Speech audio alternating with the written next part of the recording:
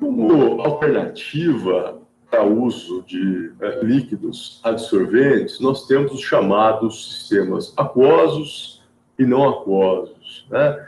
A adsorção é um dos métodos mais frequentemente utilizados para a remoção de gases solúveis em água, ou seja, temos que essas soluções aquosas, portanto, os sistemas aquosos, são frequentemente uma solução bastante adequada ao tratamento de efluentes gasosos industriais, né? Por exemplo, no caso da retenção de gases ácidos, como é o caso do ácido clorídrico e o tetrafluoreto de silício, né, temos que a sua adsorção pode ser feita através da água como líquido adsorvente, né? Estes, entre outros gases ácidos, podem ser adsorvidos de forma rápida e muito eficiente. Já no caso dos gases ácidos que são menos hidrossolúveis, né, como é o caso do dióxido de enxofre, o cloro, o sulfeto de hidrogênio, estes podem ser mais rapidamente absorvidos em soluções diluídas de soda cáustica, por exemplo, uma concentração de 5 a 10%. Já no caso dos gases alcalinos, né, como é o caso da amônia, eles podem ser removidos do fluxo gasoso industriais, dos fluxos gasosos industriais, com o uso de soluções aquosas acidificadas, né, como é o caso do ácido sulfúrico, fosfórico ou do ácido nítrico. Bem, os gases a serem absorvidos precisam, de um modo geral, ter uma solubilidade adequada no líquido que está sendo utilizado como absorvente, né? Levando-se ainda em consideração a temperatura e a pressão do sistema em operação, né?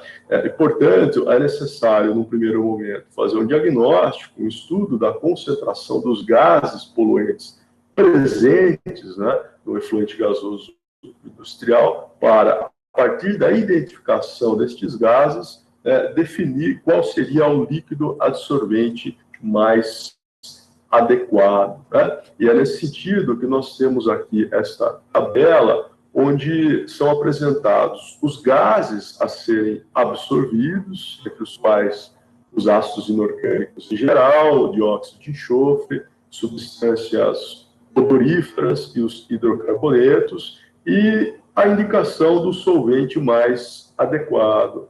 No caso dos ácidos inorgânicos, a própria água. No caso do dióxido de enxofre, seriam adequadas soluções de soda cáustica, aquosa de cal ou de carbonato de cálcio e ainda a solução amoniacal.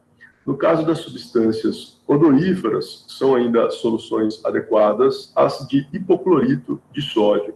E para os hidrocarbonetos, os solventes orgânicos, né? Para outras situações onde não tenhamos gases hidrossolúveis, os sistemas não aquosos podem ser uma solução mais interessante, né? Embora a água seja o líquido mais comumente utilizado para a absorção de gases ácidos, outros podem ser mais eficientes em alguns casos. Por exemplo, algumas aminas, né, como a monoetanolamina, a dietanolamina ou a trietanolamina, né, além da metildietanolamina e a dimetilanilina, têm sido utilizadas como alternativa de solvente para a retenção de gases como o dióxido de enxofre, sulfeto de hidrogênio e também de fluxos de gases compostos, né, com concentrações de hidrocarbonetos, né? De um modo geral, estes sistemas não aquosos, eles têm um custo mais elevado, né? E, portanto, nestas situações, a regeneração do líquido adsorvente deve ser realizada para assegurar a viabilidade econômica do processo de tratamento, né? E existem no mercado diferentes tipos de equipamentos absorvedores, né? Lembrando que a absorção, então, ela demanda um contato íntimo, né? Um contato bastante eficiente entre as fases líquida e gasosa. E para isso, então, estes equipamentos criam operações, criam processos que favorecem este contato.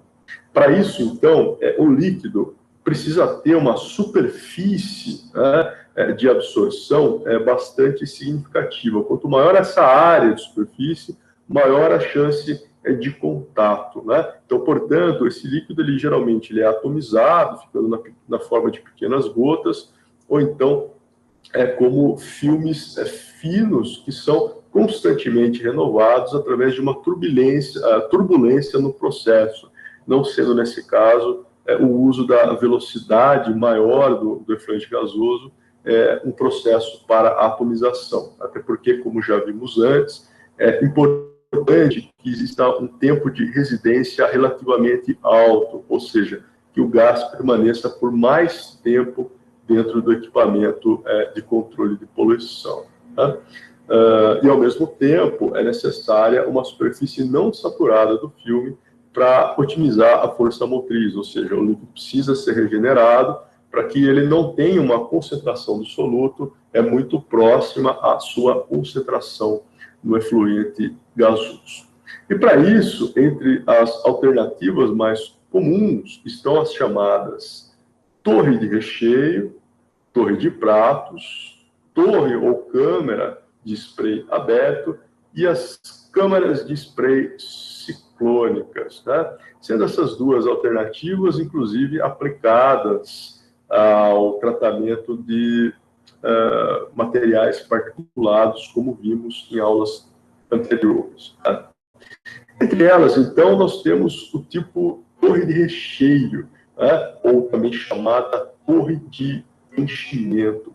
Estas são, entre as alternativas de absorção, as mais utilizadas, porque são aquelas que alcançam taxas de eficiência na remoção de gases maiores, mais eficientes, né?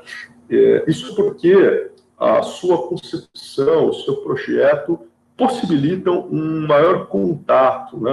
Um contato excelente entre as fases gasosas e líquidas, e desta forma favorecendo a transferência de massa, ou seja, a passagem do soluto do efluente gasoso para o líquido absorvente.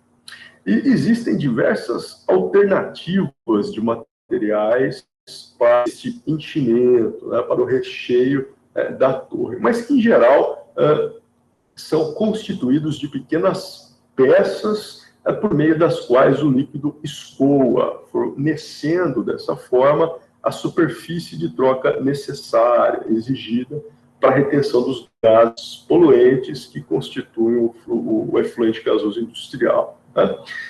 E que também atravessa o enchimento em sentido contrário ao do fluido absorvente, ou seja, em geral, nós temos o líquido absorvente escoando num determinado sentido, né, comumente de cima para baixo, fazendo uso da própria força gravitacional, e o gás, geralmente, de baixo para cima, né, por meio de alguma sucção do sistema de ventilação industrial. Portanto, sempre percorrendo, ou geralmente percorrendo, no sentido oposto, na contracorrente, embora existam alguns equipamentos em que este fluxo se dá de forma tangencial. Né?